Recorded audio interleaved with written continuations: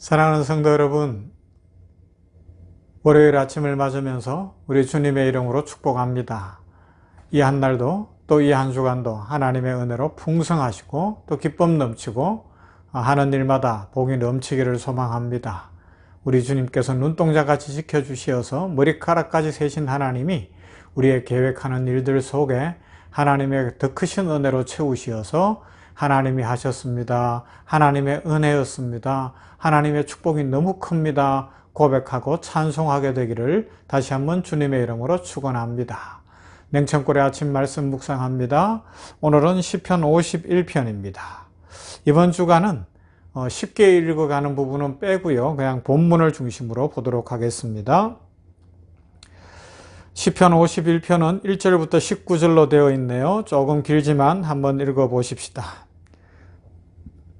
하나님이여 주의 인자를 따라 내게 은혜를 베푸시며 주의 많은 긍휼을 따라 내 죄악을 지워주소서. 나의 죄악을 말갛게 씻으시며 나의 죄를 깨끗이 제하소서. 물은 나는 내 죄가를 아오니 내 죄가 항상 내 앞에 있나이다. 내가 주께만 범죄하여 주의 목전에 악을 행하였사오니 주께서 말씀하실 때에 의로우시다 하고 주께서 심판하실 때에 순전하시다 하리이다. 내가 죄악 중에 출생하였으며 어머니가 죄 중에서 나를 잉태하였나이다. 보소서 주께서는 중심이 진실함을 원하시오니 내게 지혜를 은밀히 가르치시리이다. 우슬초로 나를 정결하게 하소서. 내가 정하리이다. 나의 죄를 씻어주소서. 내가 눈보다 희리이다. 내게 즐겁고 기쁜 소리를 들려주시사 주께서 꺾으신 뼈들도 즐거워하게 하소서. 주의 얼굴을 내 죄에서 돌이키시고 내 모든 죄악을 지워주소서. 하나님이여 내 속에 정한 마음을 창조하시고 내 안에 정직한 영을 새롭게 하소서. 나를 주 앞에서 쫓아내지 마시며 주의 성령을 내게서 거두지 마소서. 주의 구원의 즐거움을 내게 회복시켜 주시고 자원하는 심령을 주사 나를 붙드소서. 그리하면 내가 범죄자에게 주의 도를 가르치리니 죄인들이 주께 돌아오리이다. 하나님이여 나의 구원의 하나님이여 피 흘린 죄에서 나를 건지소서. 내 혀가 주의 의를 높이 노래하리이다. 주여 내 입술을 열어주소서. 내 입이 주를 찬송하여 전파하리이다. 주께서는 제사를 기뻐하지 아니하시나니 그렇지 아니하면 내가 드렸을 것이라. 주는 번제를 기뻐하지 아니하시나이다.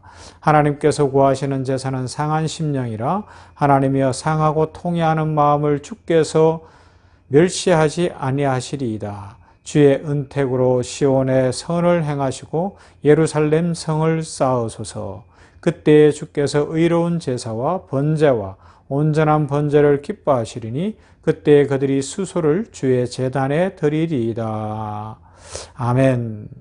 예배 음악을 위해서 다윗이 드린 찬송이고요. 특별히 예언자 나단이, 선지자 나단이 다윗을 찾아왔을 때 그가 밧세바와 동침함으로 죄 지었을 그때에 그것을 숨기려고 했을 때 선지자 나단을 하나님이 보내셨잖아요. 그때 회개하며 지은 회개시입니다.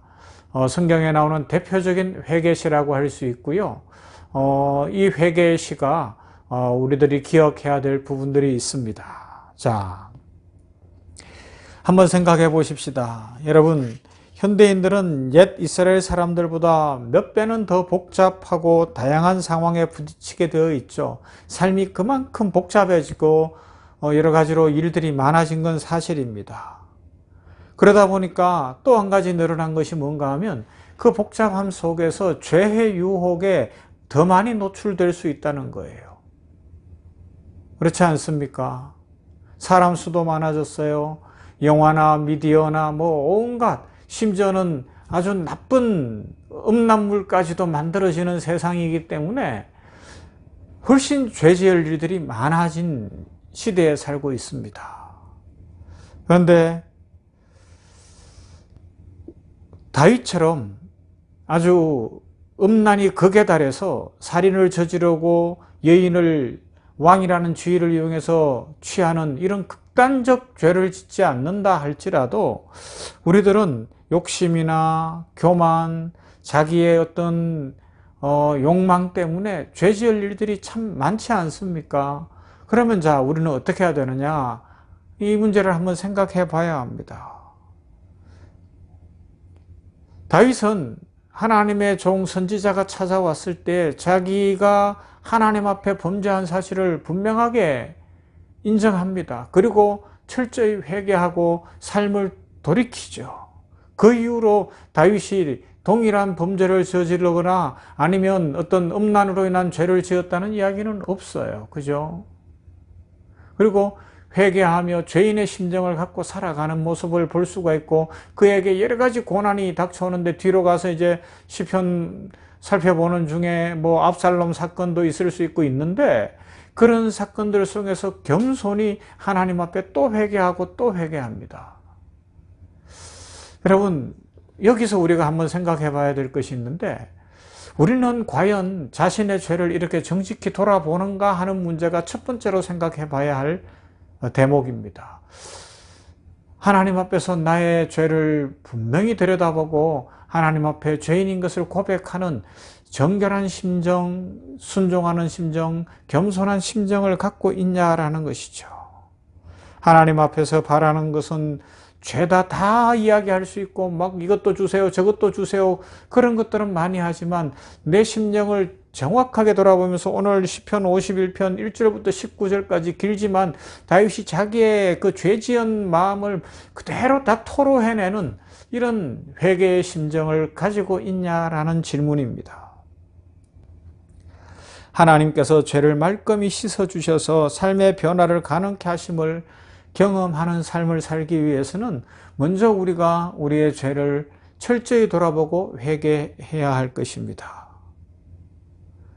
그런데 사람들은 이 회개를 잘하지 않죠. 무엇을 보호할 수 있습니까? 어떤 인생의 짐을 자기가 지려고 하는 모습 속에서 발견할 수가 있어요. 내 인생 내 것이다라고 주장하면서 내가 내 인생을 해결할 수 있다, 내가 내 인생을 풀어갈 수 있다라고 하면서 그 모든 무거운 짐을 지고 끙끙대고 가는데 그 짐 중에 보니까 죄의 짐이 제일 무겁고 죄의 짐이 제일 크다는 것입니다. 죄를 자신이 감추려고 하고 죄를 자신이 해결하려고 하는데 이게 해결할 방법이 없잖아요. 그러니까 사람들은 더 싸나워지고 더 악해지고 또 그러면서 삶의 힘과 의욕이 없어지는 것을 볼 수가 있습니다. 그때 어떻게 해야 됩니까? 다윗처럼 하나님 앞으로 나와야 돼요. 하나님 앞에 솔직히 다 털어내 놓아야 됩니다.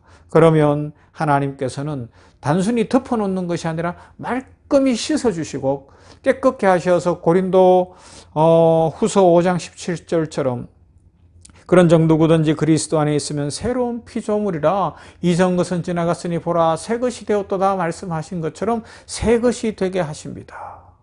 여러분, 하나님께 내어놓지 못할 죄가 무엇이 있습니까? 하나님 앞에 이야기 못할 우리의 감추어둘 수 있다고 생각하는 부분이 어디에 있겠습니까? 하나님은 우리의 속마음을 다 아십니다.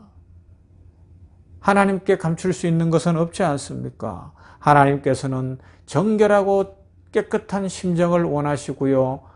번제나 수소보다도 통회하고 회개하는 심정을 더 원하십니다. 그러므로 우리 하나님 앞에 오늘 먼저 자신의 죄를 한번 돌아보십시다. 혹시 내가 감추고 있는 죄는 없는가?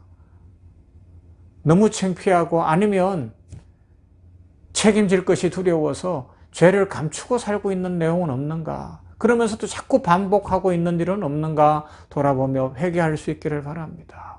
그리고 또 한 가지 우리가 조심해야 되는 것이 있는데 뭔가 하면 이 죄에 대해서는 여러분 하나님 앞에 철저히 회개하고 그걸 뭐 간증이다 이러면서 할 필요가 없어요.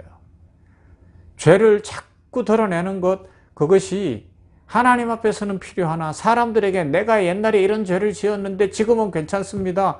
어쩌다 특별한 은혜 속에 한 번은 할 수 있지만 그것이 반복되면요. 수많은 사람들이 그 반복하다가 또 죄를 지어요. 왜요? 사람은 연약하고요. 내성이 생기게 되면 더 위험해질 수 있기 때문에 그렇습니다. 그러므로 간증도 잘해야 되고요. 또 한 가지 생각해야 되는 것이 있는데 진정한 개혁과 변화는 공동체 이전에 개인이 변해야 되고요. 외적인 것이 변하기 전에 내면이 변해야 한다는 사실입니다. 공동체 이전에 개인이 회개하고 돌아오면 공동체가 살아납니다. 물론 그 변화는 더딜 수 있어요.